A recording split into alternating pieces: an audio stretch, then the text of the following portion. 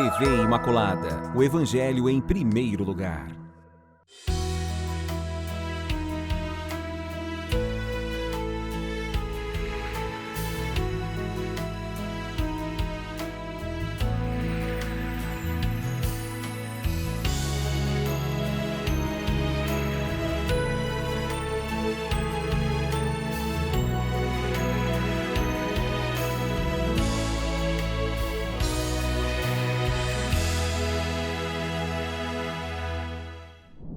Olá, amigos! Iniciando nosso programa, mais um estudo, mais um aprendizado, contando com sua presença sempre preciosa para nós continuarmos desvendando os mistérios, os ocultos e as grandezas desse livro sagrado.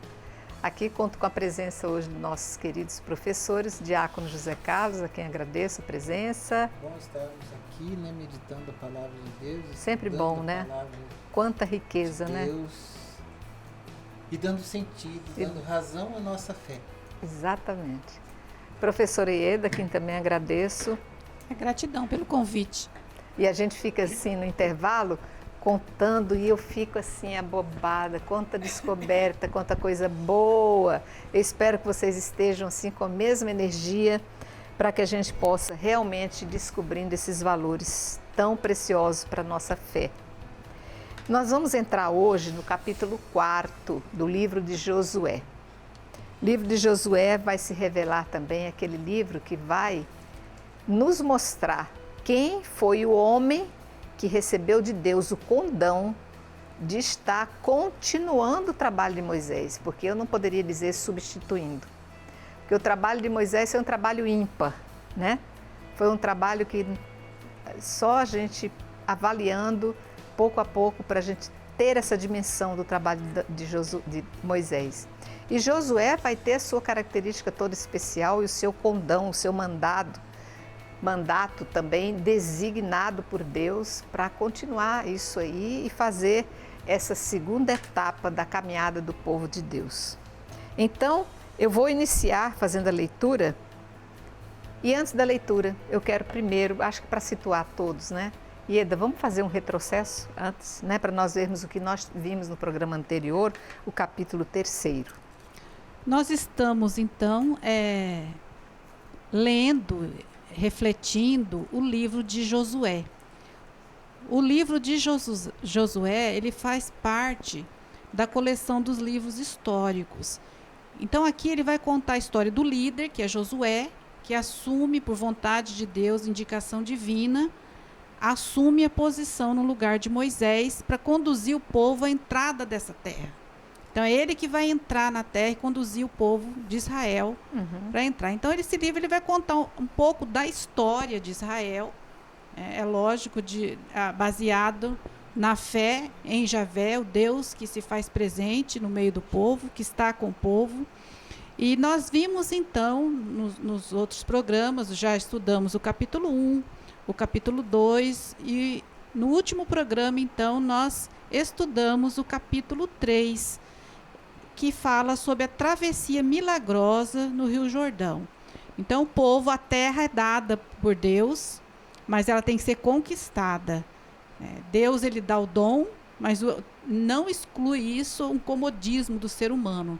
O ser humano ele tem que conquistar essa terra. Então, com a graça de Deus, guiado por Deus, o povo ele tem que, antes de chegar nessa terra que corre leite e mel, existe um rio que nos lembra muito essa passagem, Êxodo 14:15, é uma passagem muito semelhante à travessia do Mar Vermelho.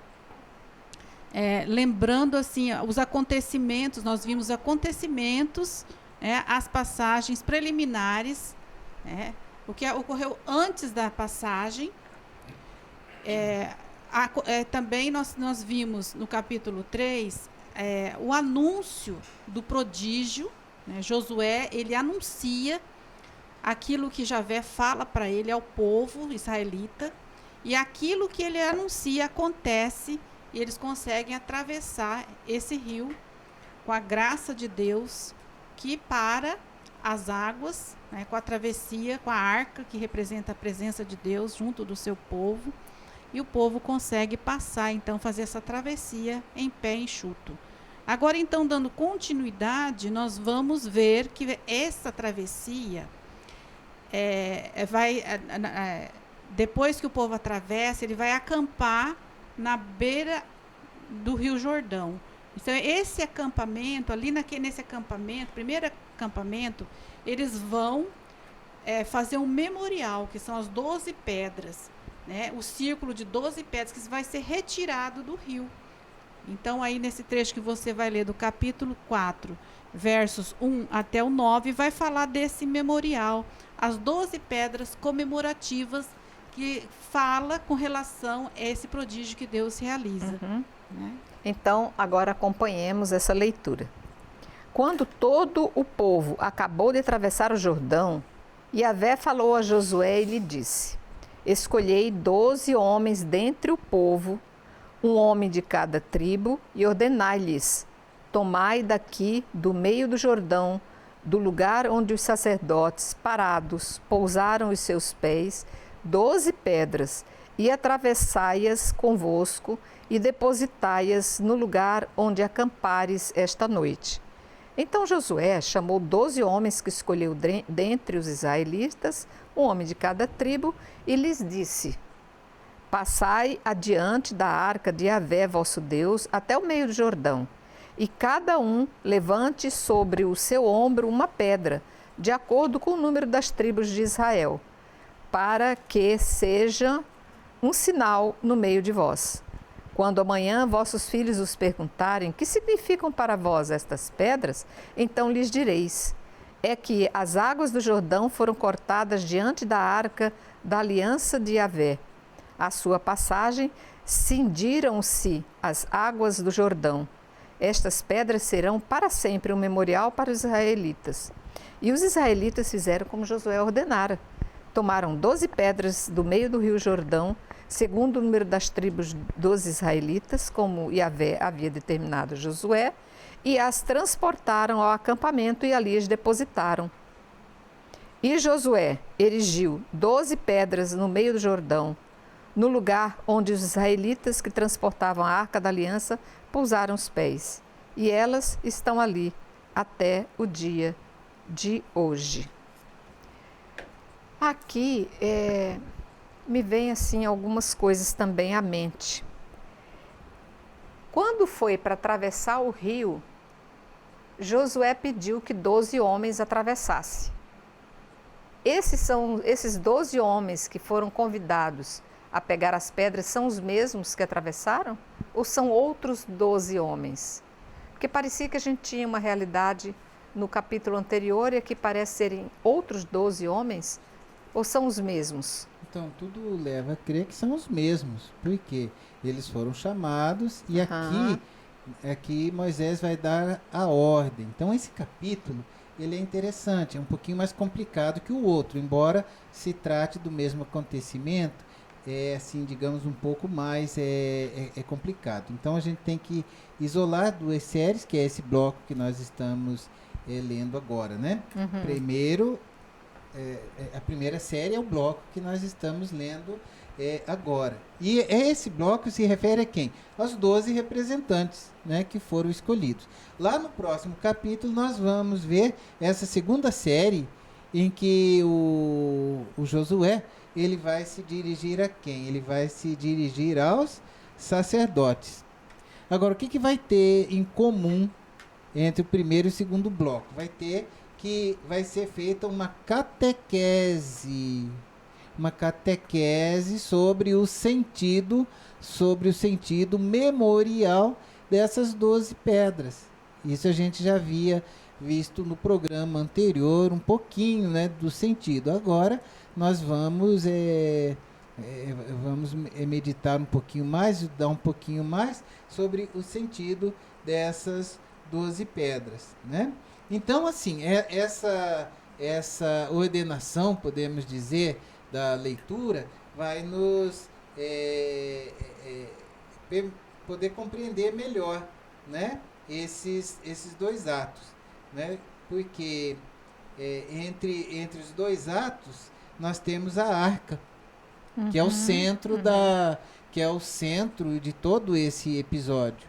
Aliás, é o centro, né, de toda a história da libertação, o centro da conquista. Mas fica muito claro, né, de maneira assim bem catequética, esse simbolismo da arca. Porque entra uma turma, a arca, e aí a arca se detém ali, a arca se detém no meio do rio. Todo o povo passa, os 12 tiram a pedra para fora, e daí depois vai sair o sacerdote com a arca, né?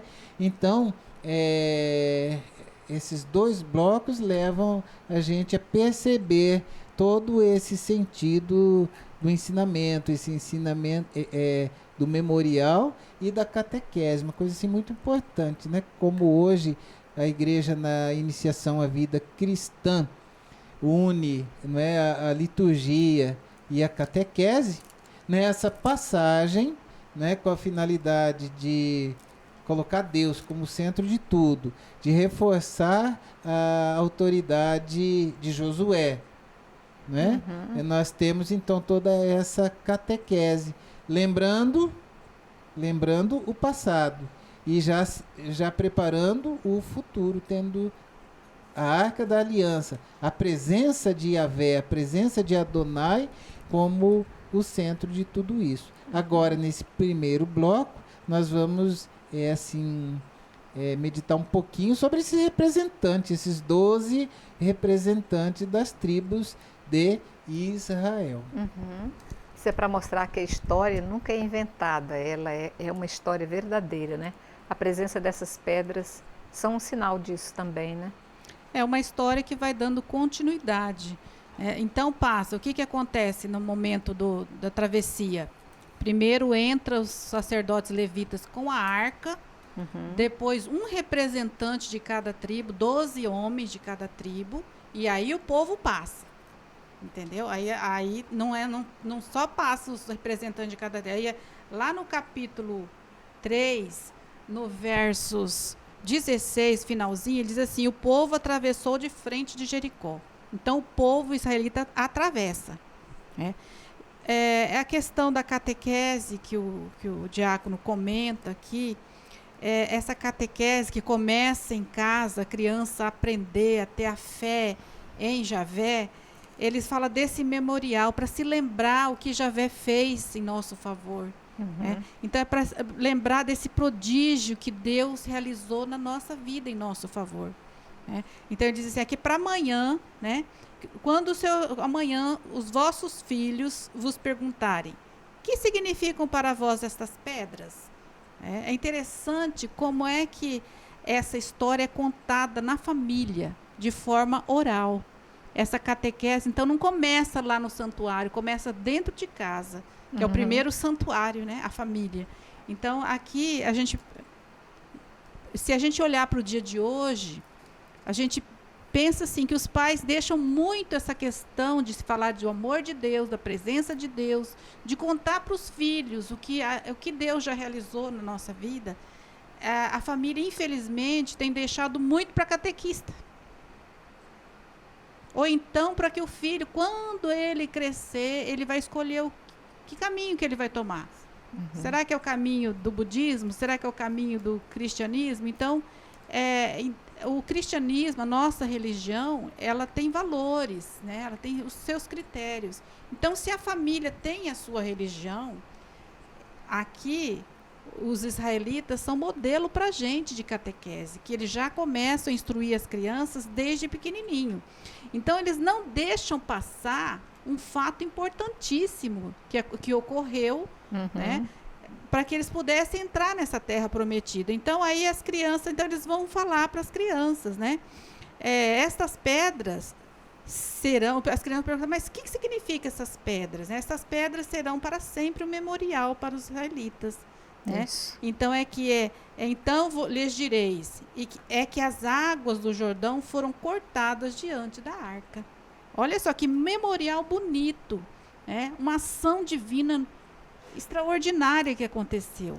Então é para que essa nova geração também, né, saiba que existe um Deus que nos ama, caminha conosco e está a nosso favor. Muito bem. seguindo o versículo 10. Os sacerdotes que transportavam a Arca da Aliança permaneceram em pé no meio do Jordão, até que se cumpriu tudo o que Yahvé havia ordenado a Josué ao dizer ao povo, conforme tudo que Moisés havia ordenado a Josué. E o povo apressou-se a atravessar. Quando todo o povo terminou a travessia, a arca de Yahvé e os sacerdotes passaram à frente do povo. Os filhos de Ruben, os filhos de Gade e a meia tribo de Manassés passaram armados à frente dos israelitas, conforme Moisés lhes havia dito. Cerca de 40.000 guerreiros em armas, prontos para a batalha, passaram diante de Yahvé, rumo à planície de Jericó. Naquele dia, Yahvé enalteceu Josué à vista de todo Israel, e respeitaram-no como havia respeitado Moisés todos os dias da sua vida. Yahvé disse a Josué: ordena aos sacerdotes que carregam a arca do testemunho que subam do Jordão. Então Josué ordenou aos sacerdotes: subi do Jordão. E ao subirem, os sacerdotes que transportavam a arca da aliança de Yahvé do meio do Jordão, assim que a planta dos pés dos sacerdotes tocaram a terra seca, as águas do Jordão voltaram ao seu leito e corriam como antes, em todas as suas margens. Quanto símbolo, né? Muita simbologia aqui. E eu... Bom, vai falando, depois eu vou lembrar do que eu queria dizer. Então, a gente vê, sobretudo, essa importância, né, da ordem. Nós vemos a divisão de funções ali do povo. Aqui, o que nós ouvimos? Primeiro, os representantes do povo passaram, né, das tribos, né? Aí os sacerdotes permaneceram. Todo o povo depois passou. Os sacerdotes permanecem com a Arca da Aliança, né? Deus ali como centro, Ele que segura as águas, né? A questão das 12 pedras ali retiradas do rio, a importância do memorial, né? Então, a catequese judaica é altamente simbólica e é feita, como eu já disse, né, a Ieda, ela começa na família, não começa na sinagoga, quando o menino com 12 anos recebe a Mishnah, a Torá, né? Quando ele recebe a Torá. Não, começa em casa. E quem que começa a catequese? A criança. A criança que pergunta, aqui nesse caso: papai, o que significa essas 12 pedras?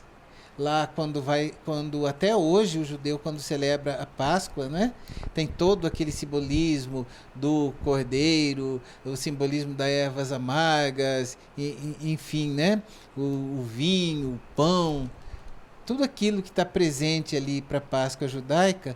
Quem começa? É a criança, né, o mais novo, que já consegue falar. Ele vai perguntar para o chefe de família: o que significa tudo isso? E é o chefe de família que vai fazer a explicação de todo esse simbolismo. E isso vai passando, é a tradição, vai passando de pai para filho. Muito bonito isso entre os judeus. E a nossa igreja, instituída por Jesus Cristo, também ela é riquíssima, né, na palavra, no simbolismo, na liturgia, né, que constitui os sacramentos. E também a igreja católica, né, a igreja cristã, ela começa onde? Na família. Então, quando a missa se chamava fração do pão, lá nos Atos dos Apóstolos, não era celebrada no templo, né? Os primeiros cristãos celebravam aonde? Celebravam nas casas, partiam o pão nas casas, eram assíduos aos ensinamentos dos apóstolos, à comunhão fraterna e também na oração. E partiam o pão, esse partir o pão, a Eucaristia, era feita onde? Nas casas. Então a catequese ela começava, e Hoje também a catequese deve começar na casa. E Ieda falou, não sei se nesse programa ou no programa anterior, que é uma triste realidade que muitas crianças chegam na catequese sem ter nenhuma base, né? Por quê? Porque não é feita a catequese familiar, como nós vemos aqui na instituição desse memorial aí das 12 pedras. Tem crianças que chegam à catequese, não sabem fazer sinal da cruz corretamente, não sabem rezar Pai Nosso, Ave Maria, Santo Anjo do Senhor, meu zeloso guardador, né? Parece que hoje em dia o amor vai esfriando no coração dos pais que terceirizam. A moda de terceirizar, né? Terceiriza totalmente a catequese educação para o catequista lá na igreja. Mas é muito importante essa leitura de Josué, porque vai nos remetendo a essa tradição judaica, tradição que o próprio Jesus ele viveu, né? Foi a Jerusalém com José e Maria, foi circuncidado. Próximos capítulos nós vamos ver como eles retomam, né, a circuncisão, né? Próximos programas que nós vamos chegar nessa parte. Então, assim, esse livro de Josué ele é muito rico para como ele remete ao passado e já vai prefigurando, preparando o presente. Para nós também, ele é muito rico para nós fazermos essa reflexão também da nossa fé, né? E do memorial da nossa fé. Jesus mesmo, quando institui a Eucaristia, ele segue esse modelo. Fazer isto em memória de mim. Aqui nessa questão da travessia, eu observei aqui uma ordem que é estabelecida, né? Primeiro passa o povo, todo o povo. Depois que passa todo o povo, vem a travessia do sacerdote, da arca.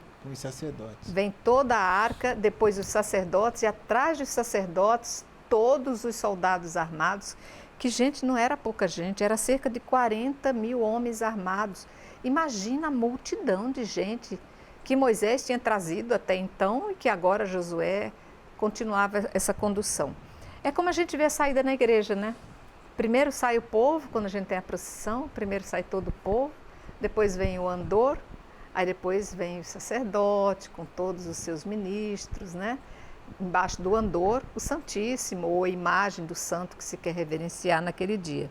Mas só para dizer que realmente essa hierarquia que se estabelece de respeito e de honrarias é algo que não foi inventado pela igreja hoje. Já houve um sentimento lá atrás que levou a essa ordem já pré-estabelecida, né? Então, só para a gente encerrar aqui esse comentário, a gente vai refletir. Pode continuar por sua opinião, Ieda. Então, o que você falou é interessante, porque nós estamos no final da passagem. Então, ele vai narrar aqui como é que aconteceu. Passa todo o povo, né? E quando todo o povo termina a travessia, a arca de Yahvé e os sacerdotes passaram à frente do povo. Exato, passam pelo povo solenemente até tomar a frente do povo. E aí, então, o versículo 13 dá a esse fato um caráter militar. Exatamente. Não é? Se a gente viu lá no começo, no capítulo 3, que lembrava uma celebração litúrgica dessa passagem, aqui nós vemos um caráter militar, porque aqui no 13 ele fala assim, ó, cerca de 40 mil guerreiros em arma. Então, prontos para a batalha, passaram diante de Yahvé, rumo à planície de Jericó, para tomar posse da terra. Exatamente. Então, o povo de Deus é um povo organizado. E para defender também, né? disciplinado. E para defender aquela preciosidade. Olha aqui, não é só gente que vai na frente. Atrás vem todos os guerreiros. Se houver algum problema, nós estamos prontos para dar nossa vida em defesa da... Então, o povo está preparado para a luta. Exatamente. Que a terra é um dom que foi prometido, mas ela vai ter que ser conquistada. Então, para conquistar essa terra, nós temos que ser soldados mesmo, armados. né? Exatamente. E prontos para a batalha. Essa batalha aqui está dizendo a questão da posse da terra. Nós temos uma batalha espiritual, onde nós vamos tomar posse do reino do céu. Exatamente. Então, para a gente entender como é que vai acontecer essa posse, eu vou pedir um pequeno intervalo e já voltamos.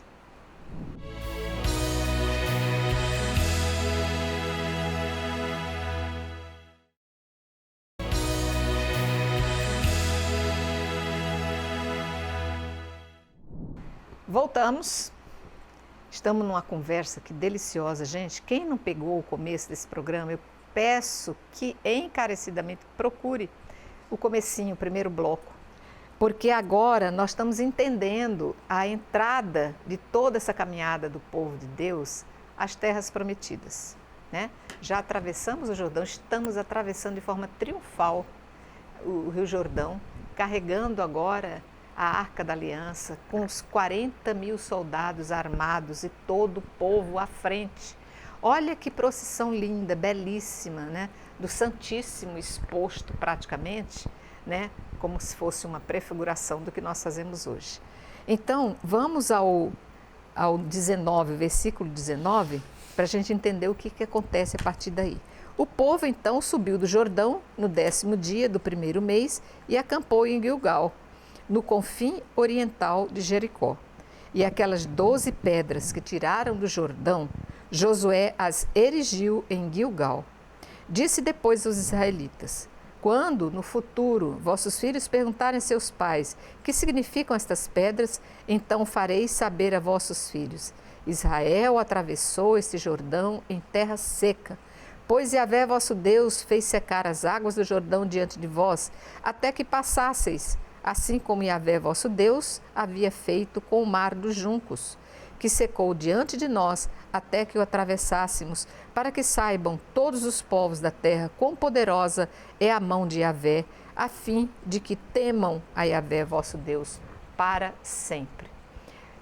Esse novo povo que vai herdar a terra prometida não poderia deixar de saborear o que era atravessar o rio da dificuldade, deixar para trás todos os temores, as escravidões, as servidões, os pecados. Eu acho que fica aqui uma belíssima simbologia, né, Diácono? Verdade. Esse comentador Alonso Schockel, né, sobre essa passagem, ele faz essa ligação, né, do mês da Páscoa. O autor intencionalmente coloca no tempo da Páscoa, né, que corresponde para nós aí com março e abril. Então, por essa razão litúrgica, a intenção do autor, né, de colocar nessa data. E essa passagem do Jordão, ela é uma revelação para os outros povos, como foi lá todo esse paralelismo, né, no capítulo 5º nós vamos ver o paralelismo também com o livro do Êxodo, com o Pentateuco, né? Então, assim, como a passagem do Mar Vermelho serviu como um alerta para os outros povos, que Israel tinha proteção de Deus, tinha companhia de Deus, aqui também, né? Essa passagem do Mar Vermelho vai impressionar aqueles povos ali das cidades-estados, Jericó, né? E tudo mais. Então, causa esse impacto, podemos dizer assim. Esse sinal, esse prodígio de Deus vai causar esse impacto também ali nas populações vizinhas. Então, interessante, Ieda, é que aqui na nota de rodapé diz que a cidade de Gilgal já é é como se fosse a tradução do que significa círculo de pedras. O significado dessa palavra, né, Gilgal, o que significa? Círculo de pedras. Que legal. É um memorial, é um marco do primeiro acampamento logo após a travessia do Jordão. Então, Gilgal, esse acampamento, ele vai ficar entre o Rio Jordão e Jericó. Então, também aí tem a catequese como para que o povo, né, primeiro para que quando os filhos perguntarem o que significa esses círculos de pedras, essas 12 pedras aí, que significa Gilgal, que é um lugar que existe a localização e que esse local também é chamado, foi considerado, então, ele tornou-se, né, um santuário. O santuário principal de Benjamim. Então, esse fato histórico, então, esse memorial dessas 12 pedras, eles vão, de novo, repete, né, a catequese. Quando no futuro vossos filhos perguntarem a seus pais, o que significam essas pedras, Gilgal? O que significa, né? Então vocês falarei aos vossos filhos, Israel atravessou este Jordão em terra seca, né? Pois Javé, vosso Deus, fez secar as águas do Jordão diante de vós. E também para que eles temam o Senhor Deus, lá no finalzinho já desse capítulo 4, para que haja o temor a Javé, né, para sempre. Né? Saber quão poderosa é a mão de Javé. É questão do impacto, porque aí os outros povos já sabem. Sim, que já começa aí Israel é o povo se de Deus. apresentando com muito poder, né? Sim, quem as chega credenciais. Aqui, é o povo de Deus e esse Deus tem uma mão poderosa. Quem está chegando aqui nessas terras não é qualquer um, não. É o representante de Deus. Então agora se segura que nós somos nós, né? Muito bem. Vamos entrar no capítulo 5, então, já lendo o primeiro versículozinho, que vai dizer: Sucedeu que, ao ouvirem todos os reis dos amorreus que habitavam além do Jordão, ao ocidente, e todos os reis dos cananeus que habitavam junto ao mar, que Javé havia secado as águas do Jordão diante dos israelitas, até que tivessem passado, desfaleceu-se-lhes o coração, e não houve mais alento neles diante dos israelitas. Gente, olha que extraordinário. A gente hoje, se aconteceu aqui, você mandou no celular, você distribui para um monte de gente, então, naquele momento, um fato fica fica conhecido, né? Aqui não existia instrumento nenhum de comunicação, mas todo o povo já sabia o que havia acontecido no Jordão, que assim, a exemplo do que aconteceu com Moisés, ao retirar o povo das garras de Faraó, agora entrava esse povo abrindo a porta com o pé, dando um pontapé na porta da terra prometida e dizendo: nós estamos aqui. O povo que era para ser conquistado, já nessa hora disse assim: rapaz, vamos baixar a cabeça, reverenciar esse povo, porque eles chegaram. Aqui tudo é deles. Que coisa extraordinária, né? O poder de Me Deus lembra, que sabe o se que é revela. muito aquele salmo que fala assim, né? A mão direita do Senhor me levantou, a mão direita do Senhor fez maravilhas. Né? Eu não morrerei, mas eu viverei para narrar as maravilhas do Senhor. Então, o que acontece aqui, né? Então, eles vão ensinando os filhos a catequese a temer Javé. Não só os filhos, mas os povos daquela região, da Terra Prometida. Exatamente. Então, já existe aqui um medo. Né? Um temor. Os reis daquela região, que naquela época existiam cidades-estados, cada cidade com o seu rei, os reis dos amorreus, que o texto diz aqui, eles desfaleceram só de saber que Israel atravessou o mar e que Deus fez maravilhas para aquele povo. É verdade. E diácono, não era só um medo, Ieda, não era um medo de alguém terrível que estava chegando. Era um medo de um povo que tinha à sua frente Deus. Fica assim, já construída na mente, no imaginário das pessoas, o poder que é Deus. E outra, a batalha aqui já está vencida, pelo menos a primeira parte. Os reis estão temendo Israel. Isso. Porque não é um povo qualquer.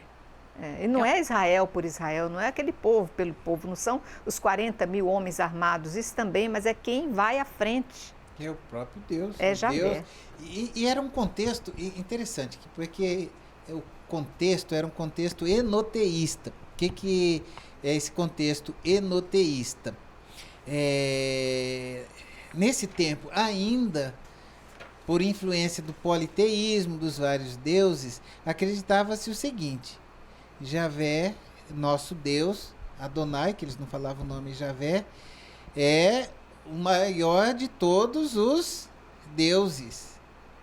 Mas lá nessas outras cidades-estados, tem uns deusezinhos lá de segunda categoria. E essa fé enoteísta, que acreditava que existiam outros deusezinhos, ela vai sendo implantada mediante o temor a Yahvé. Ela vai sendo destruída, vai sendo dizimada essa ideia. Mas de uma certa maneira essa fé ela vai se espalhando. Porque aquele povo, eles percebem, esse nosso Deus aqui não aguenta com o maioral, que é o Deus desse povo. Nosso Deus, esse meu Deusinho aqui, ele não consegue abrir o Mar Vermelho, Então, ele não consegue abrir o Jordão, segurar a água do Rio Jordão. Então, não vamos ter vez com esse vai povo. ficando na mente desse povo, que é idólatra, que são os enoteístas, a ideia de que os nossos deuses estão no chinelo, diante desse Deus poderoso que está chegando aí. Mas assim, o que eu quero dizer é o seguinte, vai se implantando aquilo que é dom de Deus. Que um dos dons do Espírito Santo é filial temor, né? Sim. Temor Sim. de Deus. Sim. Né? Naquele tempo, claro, tinha todo esse contexto bélico do medo. Mas o que hoje, né, sob a luz, a ótica da revelação de nosso Senhor Jesus Cristo, né, e da igreja, o Espírito Santo, ele infunde nos nossos corações, junto com os 7 dons, o temor de Deus. O temor de Deus é base da sabedoria. Mas está faltando para muita gente, né, o temor de Deus. Mesmo entre nós cristãos, muita gente está colocando o temor de Deus, esse filial respeito a Deus, né? Está faltando hoje para muito de nós. Muito bem, sigamos então o versículo 2. Nesse tempo, Yahvé disse a Josué: faze facas de pedras e circuncida de novo os israelitas, uma segunda vez. Josué fez então facas de pedra e circuncidou os israelitas na colina dos prepúcios. Esta é a razão porque Josué os circuncidou. Todo o povo que saiu do Egito, os homens, todos os homens de guerra, morreram no deserto no caminho, depois da sua saída do Egito. Ora, todo o povo que saíra havia sido circuncidado, mas todo o povo que nascera no deserto, no caminho depois da sua saída do Egito, não havia sido circuncidado. Porque os israelitas andaram durante 40 anos no deserto, até que pereceu toda a nação, os homens de guerra que saíram do Egito. Visto que não obedeceram à voz de Yahvé, jurou-lhes Yahvé que não veriam a terra que a seus pais havia jurado dar-nos, terra que mana leite e mel. Quando a seus filhos estabeleceu-os em seu lugar, a estes Josué circuncidou, visto que não haviam sido circuncidados no caminho. E quando toda a nação foi circuncidada, repousaram no seu lugar, no acampamento, até que sararam. Yahvé disse a Josué: hoje tirei de vós a desonra do Egito. Aquele lugar foi chamado Gilgal até hoje. Interessante isso aqui. Eu achei que lá, como o povo já tinha sido circuncidado no começo, que a tradição da circuncisão ia acontecendo, mas parece que foi esquecido. Então, Deus, já sabendo disso, foi dizer para esse povo: ó, começa tudo de novo. Exato, e a circuncisão para o judeu corresponde para nós ao sacramento do batismo. Sim. Né? Para nós cristãos, não somos mais obrigados, né, à circuncisão.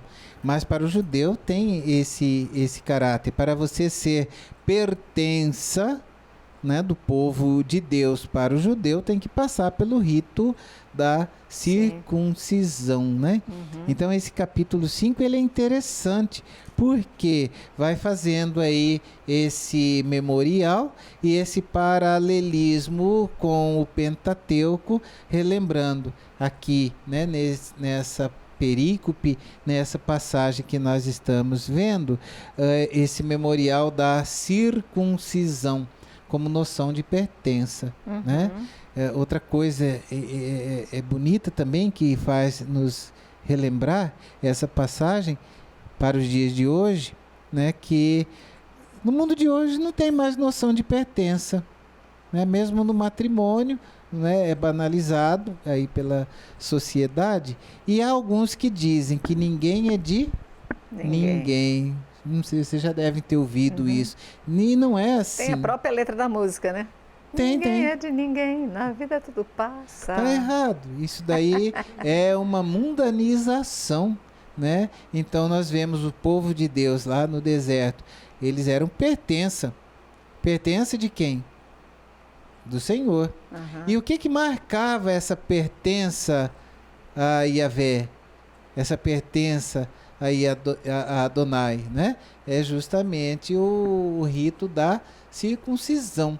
Nosso Senhor foi circuncidado, José e Maria, no 8º dia, conforme mandava a lei de Moisés, cumprir perfeitamente a lei. Nosso Senhor é judeu, ele foi circuncidado. Então era, e para o judeu ainda hoje é muito importante, porque é o sinal de que ele pertence a Javé, né? É muito importante. Aí nos próximos trechos que nós vamos ler, tem mais 2 memoriais, que a questão da Páscoa, que nós vamos ver, né, futuramente, mas ainda Ieda deve comentar ainda alguma coisa sobre a circuncisão. E no final do capítulo nós vamos ter essa aparição do anjo. Lá também tínhamos a questão do anjo exterminador. Aqui o anjo do Senhor também aparece, né, dando ordens para Josué. Mas eu quero lembrar também uma coisa que me surgiu agora. Vai haver, embora a circuncisão passe a ser um caráter judaico necessário e indispensável até hoje, vai haver depois de Jesus, quando Jesus morre, Pedro começa a fazer seus discursos, começa a haver a divisão de ideias, principalmente entre Pedro e Paulo. Pedro defende a ideia de que a circuncisão deve continuar como sendo caráter irrevogável, e Paulo vem com uma nova mentalidade falando do batismo. Sim. Aqueles que são batizados no Senhor não precisam circuncisão. E eles brigam violentamente a respeito desse ponto de vista. Fica aí a característica depois. O judeu se mantém ainda com a circuncisão como algo que não tem como mudar, e o cristão, que seguidor de Cristo, a nova igreja que Paulo vai conduzir, abraçando o batismo pela água e pelo Espírito. Isso aí que você cita, é resolvido dentro de um concílio, né? O primeiro concílio, o concílio de Jerusalém, no qual Paulo acaba saindo assim como vencedor. Né? Quem mais defendia isso era Tiago. Mas aí Pedro, ouvindo a ponderação de todos dentro desse concílio, e aí eles vão dizer, né, nós e o Espírito Santo, né, os apóstolos fazem lá a primeira carta, exortação pós-sinodal, né, se pudéssemos dizer assim, dizendo então que os gentios, os pagãos? Pagãos não, porque eles já eram batizados, né? Mas que para eles bastava o batismo e bastava se abster, né, das uniões ilícitas, das carnes sufocadas, mas que a circuncisão, então os apóstolos reconhecem que é desnecessária a salvação do cristão e que seria um peso, né, para eles. E desde então o cristão não é obrigado mais a ser circuncidado por essa decisão do concílio de Jerusalém. Muito bem. Você tem alguma coisa a colocar? Porque eu vou fechar. Sim, só essa questão da circuncisão aqui. Então, nós temos aqui nessa região do marco de 12 pedras, o compromisso também, a renovação da circuncisão, que é um rito antigo, né, feito com facas de pedra. Isso. E essa circuncisão, ela vai ser renovada para os nascidos no deserto. Isso. Porque aqueles homens que saíram do Egito e caminharam pelo deserto, eles foram circuncidados, morreram, e agora essa nova geração precisa também ser circuncidada. A questão interessante que ele fala assim, no finalzinho desse trecho, no 9, Yahvé disse a Josué: hoje tirei de vós a desonra do Egito. Aquele lugar foi chamado Gilgal até hoje, quer dizer, o círculo de pedras, das 12 pedras. Isso. Então, essa questão de foi tirado o opróbrio do Egito, quer dizer que então o povo já não é mais escravo, ele já está dentro da terra. né? Então, é um povo, então, já não está mais na terra estrangeira. Então, por isso que ele diz que já foi tirado o opróbrio do Egito. Né? Muito bem, então só fechando agora esse versículo 10 até o 12. Enquanto os israelitas estavam acampados em Gilgal, celebraram a Páscoa no 14º dia do mês à tarde, nas planícies de Jericó. No dia seguinte à Páscoa, comeram do produto do país, pão sem fermento e trigo tostado naquele mesmo dia. Ao comerem o fruto da terra no dia seguinte, cessou o maná. E os israelitas não tiveram mais o maná, mas comeram do fruto da terra de Canaã naquele ano. Quer dizer que até então o maná continua sendo jorrado? Sim, até tomar Olha! posse da terra prometida, Deus era O provedor, o provedor, do pão né? desse povo. O providenciador do pão desse povo. Agora já não precisa mais do maná, porque eles já estão na terra prometida. É que nem nós, né? Nós nos alimentamos do sacramento da Eucaristia até a nossa passagem, né? Uhum. E também o sacramento da Eucaristia, ele vai continuar até a volta de Jesus. Quando nosso Senhor Jesus Sim. Cristo voltar, não vai ser mais necessário, porque Cristo vai ser tudo em todos, como diz Ok. São Paulo. Então, tudo no Antigo Testamento tem essa prefiguração, essa relação com a nova aliança em nosso Senhor Jesus Cristo. Muito bem. Encerramos assim mais um programa, fechando aqui quase todo o capítulo 5º, vai ficar um finalzinho ainda para o próximo programa, e eu convido você desde já a não deixar de estar conosco para acompanhar esse final e iniciarmos outro capítulo logo depois. Agradeço aos nossos mestres, agradeço a vocês a presença, o acompanhamento, e quero louvar a Maria com Salve Maria Imaculada. Salve Maria Imaculada.